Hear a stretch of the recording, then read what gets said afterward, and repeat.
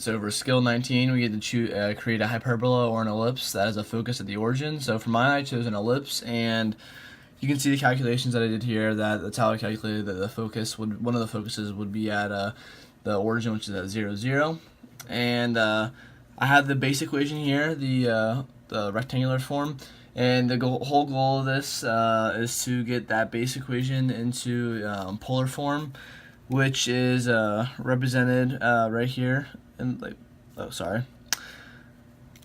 totally forget about that. I used this equation originally, but you told me not to use it, so I did change it up a little bit. So essentially what we're going to have to do is plug in into this equation, which would essentially be r equals e times k over 1 minus e cosine theta. Let me fill it in. E cosine theta.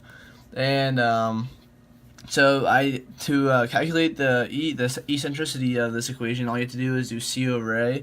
I calculated c over here by doing through this calculation right here to get c to be 6, and then from there I did c over a. I knew that a was going to be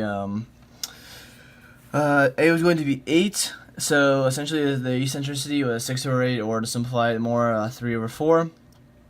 From there we can plug that into the equation.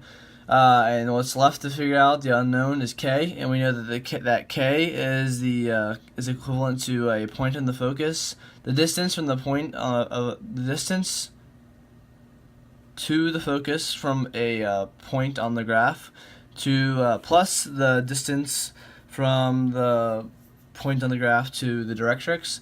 And first I did determine where the directrix was for this equation. So what I did was I set up a proportion. I set up the proportion that c over a is equal to the distance to the focus from a random point to the distance from the directrix. The point I chose was the vertice. And from there you can see down here this equation that I got. I ended up getting k equaling 4.66, since that I just added the distance from one of the vertexes to which was -2, I believe, to the distance from the focus and the directrix. I add those two together, I got 4.66. So the equation was now 3/4 times 4.66 repeating over 1 minus 3/4 cosine theta. You simplify that and compare that to the graph of the original equation, and they match up perfectly.